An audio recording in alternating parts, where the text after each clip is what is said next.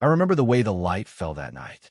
Blue-white from his laptop screen, casting our shadows long and thin across the wall behind us.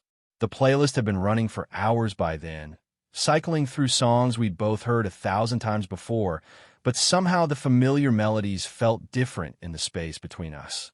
Heavier, more deliberate. I was sitting cross-legged on the edge of his bed, my back against the cool plaster wall, watching Isaiah toss that half-empty Coke can from hand to hand with the kind of restless energy that meant his mind was somewhere else entirely. The aluminum made a soft sound each time it hit his palm, a rhythm that should have been soothing, but somehow wasn't. 22 years old, and still fidgeting like a kid who couldn't sit still in class. We've been talking about nothing and everything the way we always did on nights like these. The kind of conversations that started with complaints about Professor Martinez's impossible midterm and somehow wandered into territory neither of us had planned to explore. Dating eps. Bad first dates. The girl from his psychology class who'd apparently kissed him outside the library and tasted like strawberry lip gloss and poor decisions. I'd laughed at that story, the way I always laughed at Isaiah's stories, but something about the way he told it felt different tonight. Like he was testing the words, seeing how they sounded when spoken aloud in the dim light of our shared space. Like he was building up to something. The apartment was small enough that we couldn't really escape each other, even when we wanted to. 2 bedrooms, 1 bathroom, a kitchen that barely qualified as such, and a living area dominated by a couch we'd found on Craigslist and a coffee table held together with duct tape and optimism. It was the kind of place that forced intimacy whether you were ready for it or not. Every conversation became a confession when you lived in someone else's breathing space. Isaiah set the can down on his nightstand with a soft clink and turned to face me fully. The movement was casual enough, but there was something deliberate about it that made my chest tighten. I'd known him long enough to recognize when he was about to cross a line, and the recognition sent a familiar flutter of anticipation and dread through my stomach. He'd been my friend for 3 years by then. We'd met in a philosophy class neither of us particularly cared about, bonded over shared eye rolls, and whispered commentary about our professor's tendency to lose himself in tangents about Nietzsche. What started as study partners had evolved into something deeper, more essential. The kind of friendship that felt inevitable in retrospect, like we'd been circling each other long before we actually met. But friendship was supposed to be safe. Friendship was supposed to have boundaries that protected you from wanting things you couldn't have. Isaiah grinned at me then, that crooked smile that had been my undoing more times than I cared to admit. His dark hair was messy from running his hands through it, a nervous habit he'd developed somewhere between adolescence and adulthood. The lamplight caught the angle of his jaw, the curve of his mouth, and I found myself looking away before the wanting became too obvious. He said my name once, soft and questioning, and when I looked back he was watching me with an expression I couldn't quite read. Not quite curiosity, not quite challenge, but something in between that made my skin feel too warm. "We'll try once," he said, "just to see what it's like." The words hung in the air between us like smoke, visible and substantial and impossible to take back. I remember thinking that this was how important moments happen in real life. Not with dramatic music or perfect lighting, but in the space between heartbeats, in the pause before someone decides to change everything. I laughed, because that's what you do when your best friend suggests something that sounds like the beginning of a story you're not sure you're brave enough to be part of. It was nervous laughter, the kind that betrays more than it conceals, and Isaiah's grin widened like he'd been waiting for exactly that response. "Try what?" I asked, though we both knew I understood perfectly. He leaned forward then, close enough that I could smell his cologne mixed with the faint scent of the laundry detergent we shared. Close enough to see the flecks of gold in his brown eyes, the small scar on his chin from a childhood accident he'd told me about, but that I'd never really noticed before. Close enough that the space between us felt charged with possibility and terror in equal measure. The kiss, when it happened, was nothing like I'd imagined it would be. And I had imagined it, more times than I was willing to admit, even to myself. In my fantasies, it had been smooth, confident, the kind of kiss that solved everything it touched. But this was clumsy and uncertain, 2 people figuring out angles and timing and what to do with their hands. His lips were softer than I'd expected, warmer.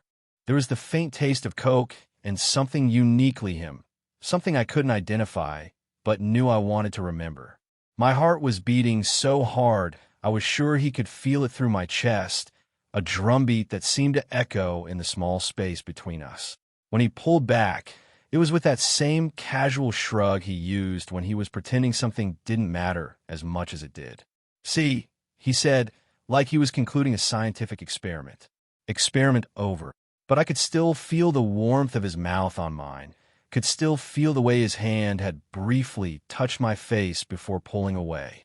And I knew, with a certainty that settled in my chest like a stone, that it wasn't over at all. Whatever we'd just started, whatever line we just crossed, there would be no going back to the way things were before. Isaiah settled back against his pillows, reaching for his phone like nothing had changed. Like we hadn't just rewritten the entire foundation of our friendship in the space of 30 seconds. But I caught the way his eyes flickered back to me when he thought I wasn't looking, the way his fingers drummed against his thigh in a rhythm that had nothing to do with the music still playing from his laptop. I stayed where I was, cross-legged on the edge of his bed, trying to process what had just happened while pretending to be as unaffected as he was. But my hands were shaking slightly, and my mouth still tingled with the memory of his kiss. And somewhere deep in my chest, something had cracked open that I wasn't sure I'd be able to close again. This was how it started, I realize now. Not with declarations or grand gestures, but with a dare disguised as curiosity, a test disguised as a joke. Two friends sitting in a small room, pretending they hadn't just changed everything between them forever. The playlist cycled to a new song, something slow and melancholy that seemed to understand the weight of the moment better than either of us did. And in that blue-white light, with the taste of him still on my lips and the sound of his breathing steady and close beside me, I knew I was already lost. The morning after brought the kind of awkwardness that settles over a place like dust, invisible until you try to breathe normally and realize something has shifted. Isaiah was already in the kitchen when I emerged from my room, standing at the counter with his back to me, spooning instant coffee into a chipped mug with more concentration than the task required. His shoulders were tense beneath his old university t-shirt, and he didn't turn around when he heard my footsteps on the linoleum. "Good morning," I said, because someone had to break the silence that felt heavier than it should have.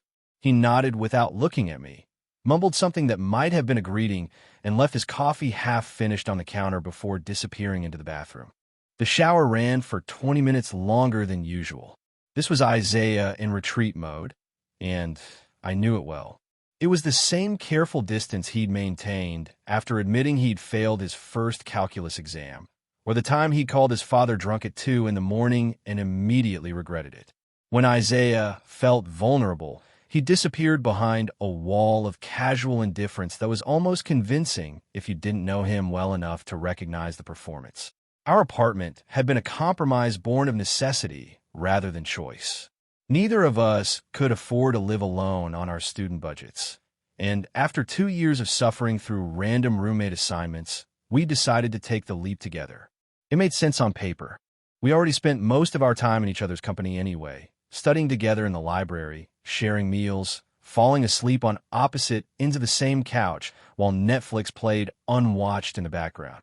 What I hadn't anticipated was how living with someone changes the fundamental nature of hiding. In a dorm room, you could retreat to your own space when emotions became too complicated to manage.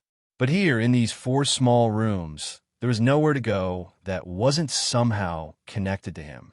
His textbooks stacked next to mine on the kitchen table, his jacket hanging on the back of a chair, his presence woven into the fabric of everyday life in ways that made forgetting impossible. I was the careful one between us, always had been.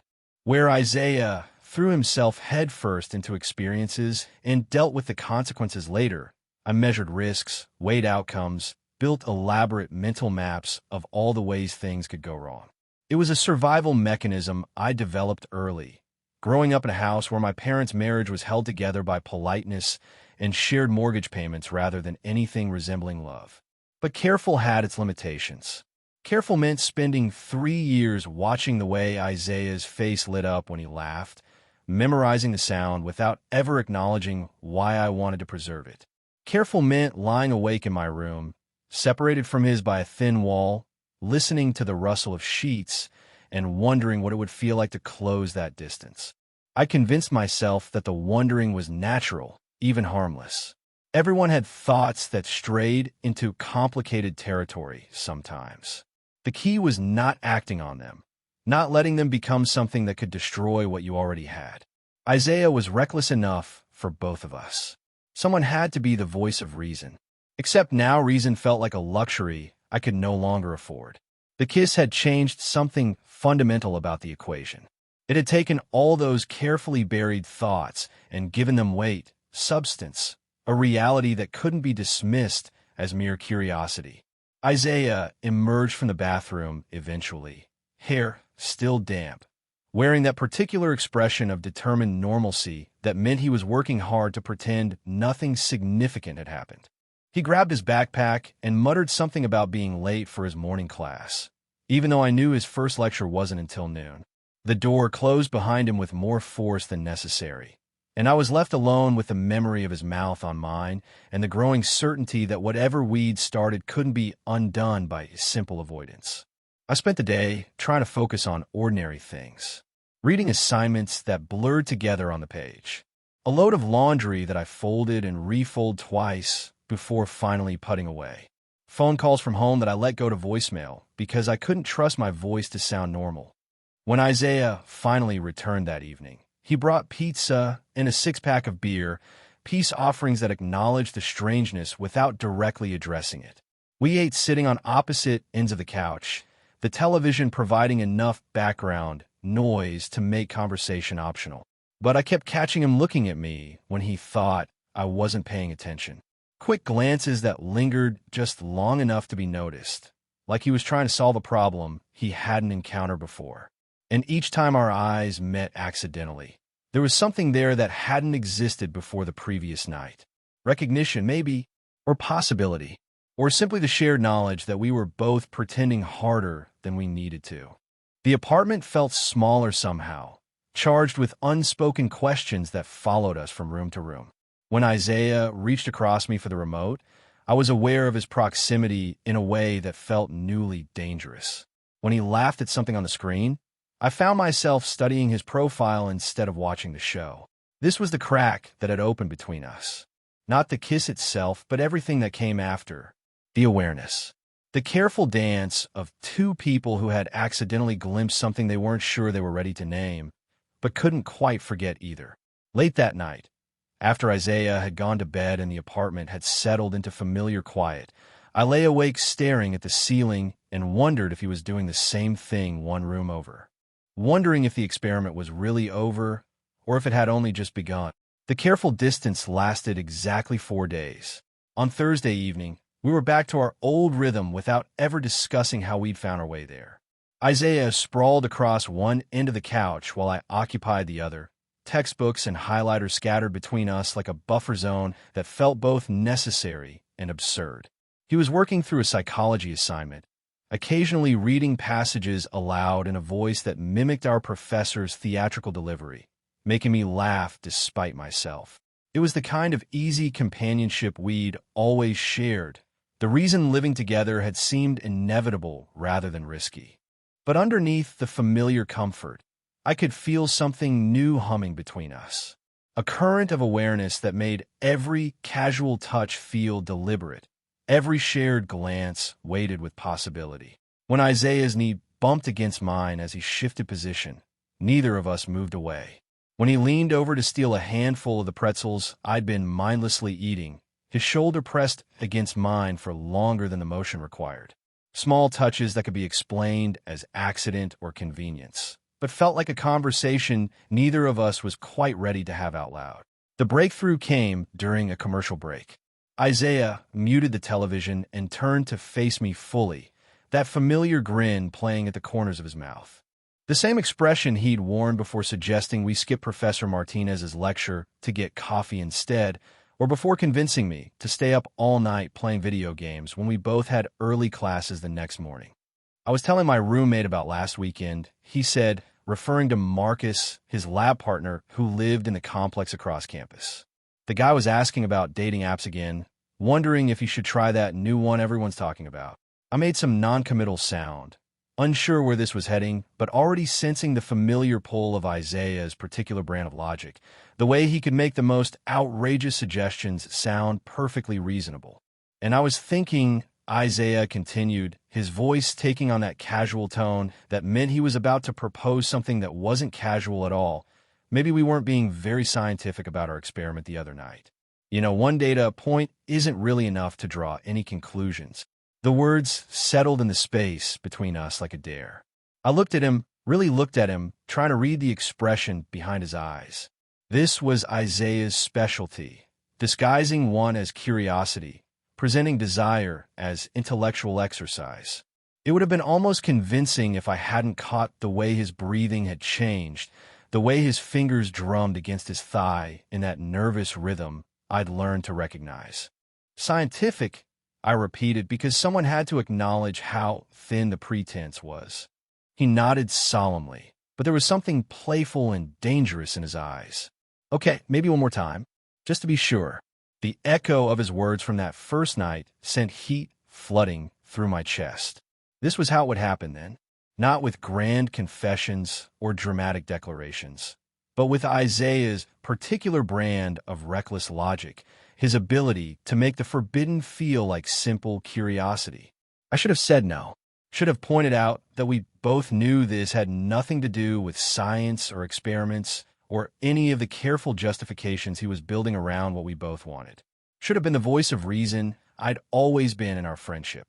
Instead, I found myself nodding. This time, when Isaiah leaned toward me, there was no hesitation, no clumsy adjustment of angles or uncertain timing. His hand found my face first, thumb brushing across my cheekbone with a gentleness that made my breath catch. The kiss that followed was different from the first one, slower, more deliberate, like he'd spent the past 4 days thinking about how to do it better. I kissed him back with a hunger that surprised us both. My hands found the fabric of his shirt, fingers curling into the soft cotton as though I could anchor myself to this moment, make it last longer than the brief experiment he was pretending it was. He tasted the same as before, but everything else felt transformed. The awkwardness was gone, replaced by something that felt dangerously close to certainty. When we broke apart this time, Isaiah didn't pull away immediately. He stayed close enough that I could count the freckles scattered across his nose, could see the way his pupils had dilated in the lamplight. His breathing was uneven, and there was something vulnerable in his expression that hadn't been there during the first kiss. More data, he said quietly, but his voice was rougher than before, and the joke fell flat in the charged air between us. I could have laughed it off, could have helped him maintain the pretense that this was still just curiosity, just two friends exploring the boundaries of their comfort zones. But something in his eyes told me he was hoping I wouldn't. That maybe, for once, he wanted someone to see through the careful walls he built around his wanting. Is that what this is? I asked. Data collection. Isaiah's gaze flickered, uncertainty replacing the easy confidence he usually wore like armor. For a moment, I thought he might retreat again, might rebuild the distance we'd spent 4 days pretending was enough to protect us both. Instead, he leaned his forehead against mine, close enough that our breaths mingled in the small space between us. I don't know, he whispered, and it was the most honest thing he'd ever said to me. The admission hung in the air, like a question neither of us was ready to answer. But as we sat there, foreheads touching, the weight of not knowing felt less frightening than it should have. Because whatever this was, whatever we were becoming, we were figuring it out together. And for now, that felt like enough. After that second kiss, the rules changed without either of us acknowledging it out loud. It started happening in quiet moments, when the apartment felt safe and separate from the outside world. Isaiah would find excuses to sit closer during our study sessions, his shoulder pressing against mine as he leaned over to look at something on my laptop screen. His hand would linger when he passed me a cup of coffee in the morning, fingers brushing mine for just a breath longer than necessary. The kisses came without preamble now, without the elaborate justifications Isaiah had used before. We'd be washing dishes together, moving around each other in the narrow galley kitchen with practiced ease, and suddenly he'd be there, backing me gently against the counter, his mouth finding mine with a certainty that made my knees weak. Or I'd be reading on the couch, and he'd sit down beside me, take the book from my hands, and kiss me slow and deep until I forgot what I'd been trying to concentrate on. We never talked about it in daylight, never acknowledged what was happening when the sun was up, and the apartment felt less like a sanctuary and more like a place where two college students happened to share rent. Isaiah would joke with me over breakfast, steal food from my plate, complain about his professors with the same easy familiarity we'd always shared. But something had shifted in the spaces between words, in the way he watched me when he thought I wasn't looking. I began to notice things I'd trained myself to ignore before. The way his eyes would track my movements when I walked across a room. How his conversation would falter mid-sentence if I stretched or ran my hands through my hair. The way he'd find reasons to touch me throughout the day, casual contact that felt anything but casual now that I was paying attention. During parties at friends' apartments, Isaiah would position himself near me without seeming to, close enough that I could smell his cologne, feel the warmth radiating from his skin. When someone would tell a funny story, his laughter would come a beat after everyone else's, like he'd been distracted by something more interesting than the punchline. I'd catch him staring, and he'd look away quickly, but not before I saw something hungry and uncertain in his expression. The shift was subtle but unmistakable. Where before he'd been careful to maintain plausible deniability, treating our kisses like experiments with clear beginning and ending points. Now, there was something more fluid about the way he moved through our shared space. Like he was testing boundaries that had never been explicitly drawn, seeing how far he could push without either of us having to name what we were doing. Late one Tuesday night, we were lying on opposite ends of the couch watching some forgettable movie when Isaiah muted the television mid-scene. The sudden silence felt loaded, expectant. He shifted until he was facing me fully, that familiar intensity in his dark eyes that meant he was working up to something. "Can I ask you something?" he said, his voice quieter than usual. I nodded, though something in his tone made my pulse quicken. "When we do this," he continued, gesturing vaguely between us, "what does it feel like to you?" The question hung in the air like smoke. This was new territory, this direct acknowledgement that there was a this to discuss. For weeks now, we'd been dancing around the edges of what was happening between us, content to let it exist in the spaces between words, in moments stolen when the world wasn't watching. "Like I'm falling," I said, the honesty surprising me as much as him. "Like I'm falling, and I don't know if there's going to be something to catch me." Isaiah's expression softened, and for a moment I saw past the careful confidence he usually wore to something more vulnerable underneath. He moved closer, not close enough to touch, but close enough that I could see the flecks of gold in his brown eyes, the way his breathing had changed. "I know what you mean," he said quietly. "Sometimes I think about what would happen if we stopped pretending this was just curiosity." The admission settled between us like a confession. We'd both been carrying the weight of unspoken questions, both wondering what would happen if we acknowledged that this had moved beyond experimentation into something more dangerous and necessary. What would happen? I asked because someone had to voice the question that was keeping us both awake at night. Isaiah was quiet for a long moment, his gaze moving from my eyes to my mouth and back again. "Everything would change," he said finally. "We can't go back to being just friends after this. You know that, right?" It wasn't really a question, more an acknowledgement of something we'd both been avoiding. The kisses had been creating a new geography between us, mapping territory that couldn't be unexplored once we claimed it. Every time his mouth found mine, every time I kissed him back with growing certainty, we were moving further away from the safety of friendship into something that felt both inevitable and terrifying. "I know," I said and meant it. The relief that crossed Isaiah's face told me he'd been holding his breath, waiting to see if I'd retreat when confronted with the truth of what we were doing. Instead, I moved closer, close enough to see the slight tremor in his hands, the way his lips parted slightly as I approached. When I kissed him this time, it felt like choosing, like stepping off a cliff and trusting that the fall would be worth whatever waited at the bottom. The conversation we'd started that Tuesday night lingered between us for days afterward, unfinished and electric. We'd acknowledged the territory we were mapping together, but neither of us had been brave enough to name it completely. Instead, we moved through our routines with a new kind of awareness, like two people sharing a secret too fragile to speak aloud. But secrets have their own weight, and by Friday evening, the air in our apartment felt thick with everything we weren't saying. We were in the kitchen together, cleaning up after dinner, when Isaiah dropped the plate he'd been drying. It shattered against the linoleum in a spray of ceramic fragments that seemed louder than it should have in the small space. He stared down at the pieces for a moment, hands still frozen in position as though he were still holding something whole. "Sorry," he said, kneeling to gather the larger fragments. "I don't know where my head is tonight." But I'd seen the way his hands had been shaking slightly as he'd moved through the motions of our evening routine. The way he barely touched his food, pushing around his plate while his eyes kept finding mine across the small table. This wasn't about a broken dish. I grabbed the dustpan and helped him sweep up the smaller pieces, our fingers occasionally brushing as we worked. When we finished, Isaiah remained crouched on the floor, staring at the empty dustpan like it contained answers to questions he hadn't figured out how to ask yet. "Hey," I said softly, "what's going on?" He looked up at me then, and I saw something raw and uncertain in his expression that made my chest tighten.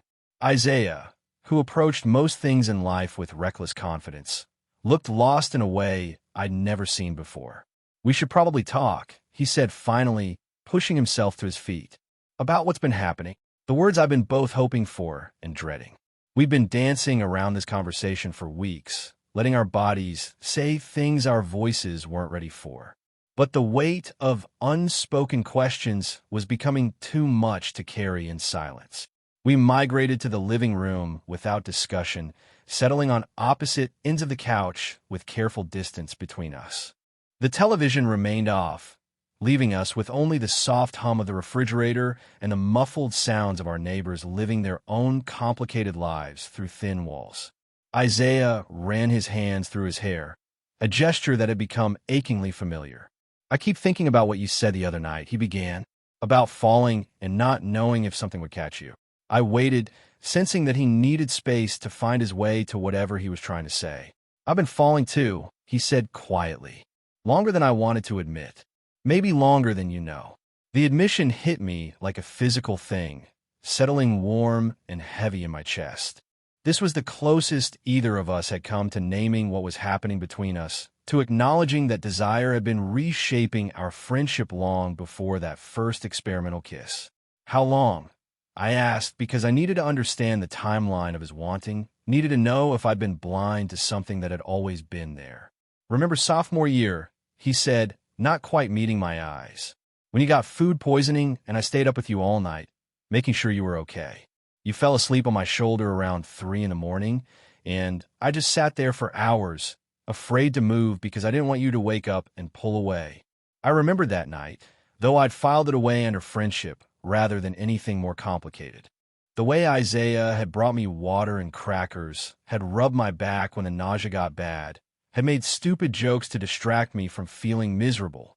I've been grateful for his care, but I'd never imagined it meant something different to him than it did to me. "I wanted to kiss you that night," he continued, his voice barely above a whisper. "You looked so peaceful, and I kept thinking about what it would be like to know you that way. To be allowed to want you without having to hide it." The confession hung between us like a bridge I wasn't sure either of us was ready to cross. 2 years of hidden wanting, of Isaiah watching me with careful eyes while I convinced myself that friendship was enough, that the occasional flutter of desire was normal and manageable. "Why didn't you say anything?" I asked. "Because I was terrified," he said simply. "Because you were the best thing in my life, and I couldn't risk losing that.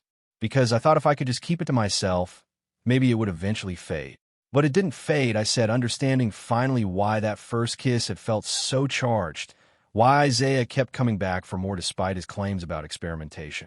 He shook his head, finally meeting my eyes fully. "It just got stronger. Every stupid movie we watched together, every time you laughed at one of my terrible jokes, every morning when I'd wake up and remember that you were just one room away. It was like drowning in slow motion. The vulnerability in his voice undid something in my chest.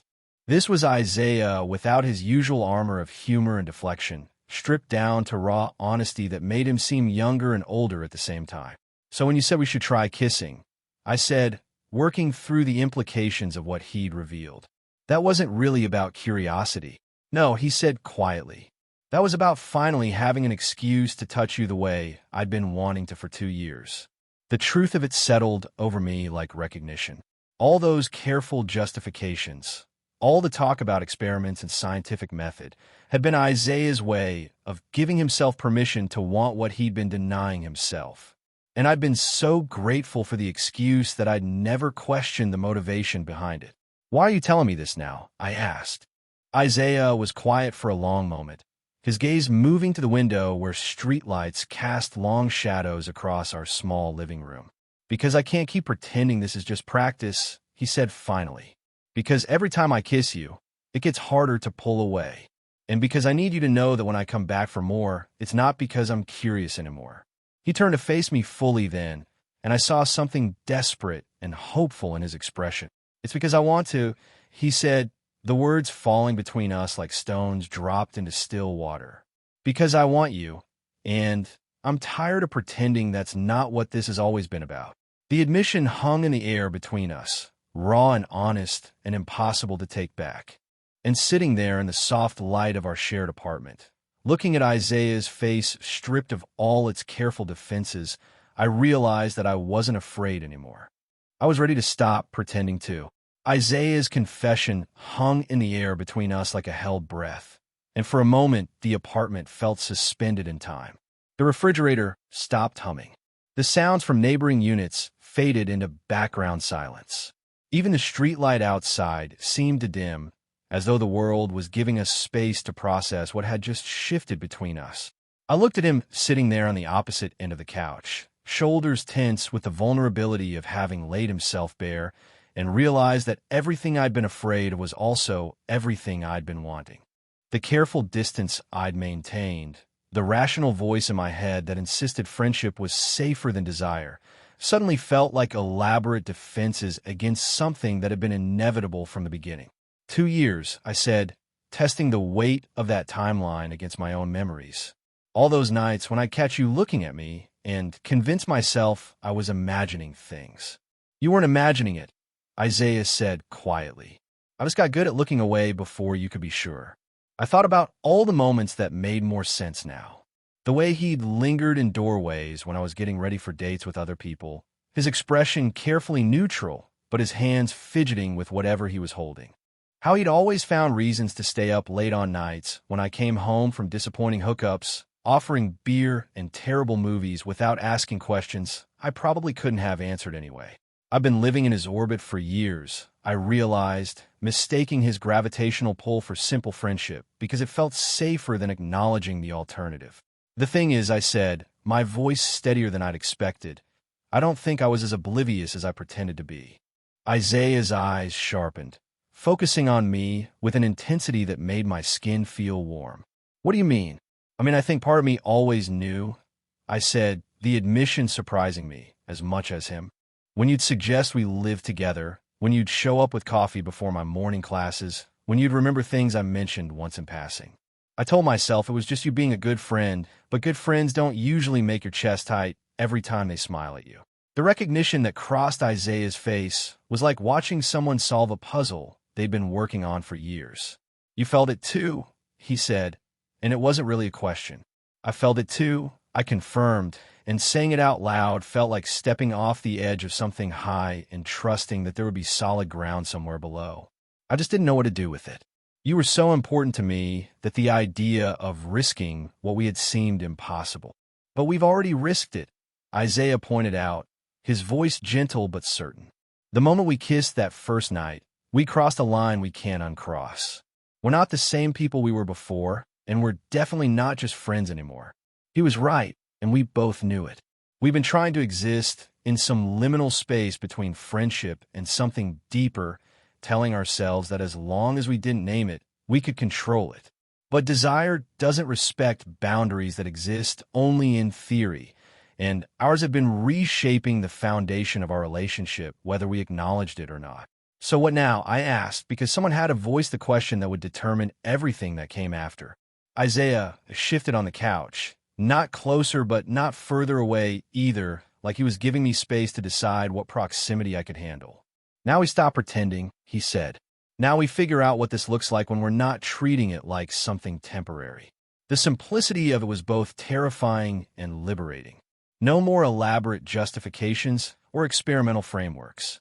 No more careful distance designed to protect us from ourselves. Just the honest acknowledgement of what we'd been building together, brick by careful brick, in the spaces between words. I've spent so long being careful, I said, thinking out loud more than making declarations. Always measuring risk, always choosing the safe path. But sitting here with you, knowing what I know now, careful feels like the most dangerous thing I could be. Because careful means missing this, Isaiah said, understanding immediately what I was trying to articulate. Because careful means missing this, I agreed. And I don't want to miss this anymore. Something shifted in Isaiah's expression then, hope mixing with relief in a way that made him look younger and more vulnerable than I'd ever seen him. So what are you saying, he asked, and I could hear the careful control in his voice, like he was afraid of assuming too much. I'm saying it's not an experiment anymore, I said, echoing words he'd spoken weeks ago, but inverting their meaning completely. Not for me. Maybe it never was. The admission felt like jumping off a cliff, but instead of falling, I felt lighter than I had in years.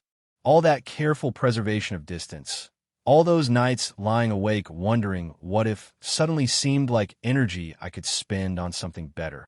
Isaiah moved then, sliding across the couch until he was close enough to touch, close enough that I could see the flecks of gold in his dark eyes and the way his breathing had changed. He reached out slowly, giving me time to pull away if I wanted to, before cupping my face in his hands with a gentleness that made my chest ache. When he kissed me this time, it was different from all the others. There was no hesitation, no pretense of curiosity or experimentation. This kiss tasted like choice, like commitment, like 2 years of hidden wanting finally given permission to exist in daylight. And when we broke apart, foreheads touching, breathing uneven, Isaiah didn't make any jokes about data collection or scientific method. Instead, he smiled at me with something that looked like wonder and said, "So this is what it feels like when we stop pretending. This is what it feels like." I agreed and kissed him back like I meant it. Like I'd always meant it. Like I was finally ready to mean it out loud. I woke to sunlight streaming through the blinds in patterns I'd seen 1,000 mornings before, but somehow the light felt different now. Softer, more deliberate. Like even the sun understood that something fundamental had shifted in the small universe of our apartment. The first thing I noticed was the silence. Not the empty silence of solitude, but the full silence of someone else breathing in the same space. Someone else existing in the margins of morning before the day demands performance from either of you. Isaiah was already awake, standing in the kitchen doorway in yesterday's t-shirt and boxer shorts, holding 2 mugs that steamed gently in his hands.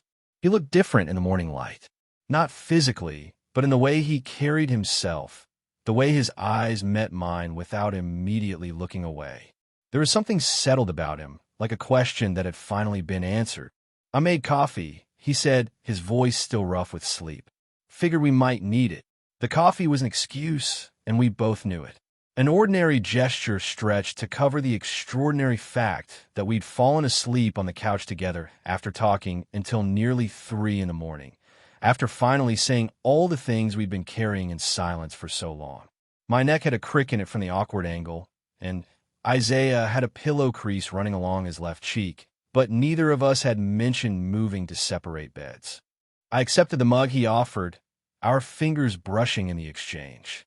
Even that small contact felt different now, weighted with permission instead of careful accident.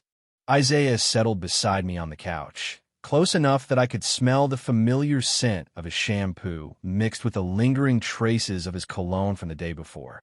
"How do you feel?" he asked, and the question carried more weight than it should have. This was Isaiah checking in, making sure that everything we'd said in the vulnerable darkness of the previous night still felt true in daylight. Different, I said, because it was the most honest answer I could give. But good different. Like I can finally stop holding my breath. Isaiah nodded, understanding exactly what I meant. We'd both been existing in a state of suspended animation, waiting for something to resolve or dissolve the tension that had been building between us. Now, with everything finally named and acknowledged, the apartment felt bigger somehow, like we'd been living in a space too small for the truth of what we were becoming. The coffee was terrible, over-extracted and bitter, but neither of us mentioned it. We sat in comfortable quiet, watching dust motes dance in the shafts of sunlight that fell across our small living room. Two people learning how to exist in a new configuration of themselves. I keep waiting for it to feel awkward, Isaiah said eventually. Like we've broken something that can't be fixed. But it doesn't, I said, finishing the thought he was working toward. It doesn't, he agreed, and there was something like wonder in his voice. If anything, it feels like we finally fixed something that was already broken. He was right. There had been something fractured about the way we'd been living, always stopping just short of honesty, always pulling back from the edge of what we both wanted. The careful distance we'd maintained had been its own kind of damage, a wound we'd been tending instead of healing. My phone buzzed on the coffee table, probably a text from one of my classmates about an assignment I'd forgotten, but I didn't reach for it. The outside world could wait a little longer. This morning felt too precious to interrupt with the ordinary demands of being 21 and responsible for our own complicated lives. What happens now? I asked, because the question had been hovering at the edges of my consciousness since I'd woken up. Isaiah considered this, running his thumb along the rim of his coffee mug in that absent way he had when he was thinking something through. Now we figure out as we go, he said finally. We don't have to have all the answers today. The simplicity of it was both terrifying and liberating. No grand plans or dramatic declarations about the future, just the quiet commitment to see where this new honesty would take us. We'd spent so long being careful, so long managing risk and measuring outcomes, that the idea of simply letting something unfold felt revolutionary. Isaiah set his mug on the table and turned to face me fully, morning light catching the gold flecks in his dark eyes. "Can I tell you something?" he said, and I nodded because of course he could, because we were past the point of needing permission for honesty. "I'm not scared anymore," he said. "Last night, before we talked, I was terrified of losing you. But sitting here now, I realize I was never going to lose you. I was just afraid of having you." The distinction hit me like recognition. We'd both been so focused on what we might destroy that we'd nearly missed what we were building. All those careful boundaries, all that protective distance, had been armor against our own wanting rather than genuine preservation of something fragile. When Isaiah leaned toward me this time, it was with the unhurried certainty of someone who knew he didn't have to steal the moment or disguise it as something else. His kiss was soft, morning slow, tasting like coffee and possibility and the particular sweetness of no longer having to pretend. And when he pulled back, instead of making jokes or building new walls of plausible deniability, he simply smiled at me with something that looked like peace and said, "Good morning, Nathaniel." "Good morning, Isaiah," I said back and meant it in every possible way. Good morning to this new version of us, to this apartment that no longer felt too small for the truth of what we were becoming, to this life we were finally brave enough to choose together. Outside, the world continued its ordinary business, but inside our small kitchen, with sunlight pooling around our feet and the taste of possibility still lingering between us, everything felt transformed. Not different exactly, but finally completely, honestly itself.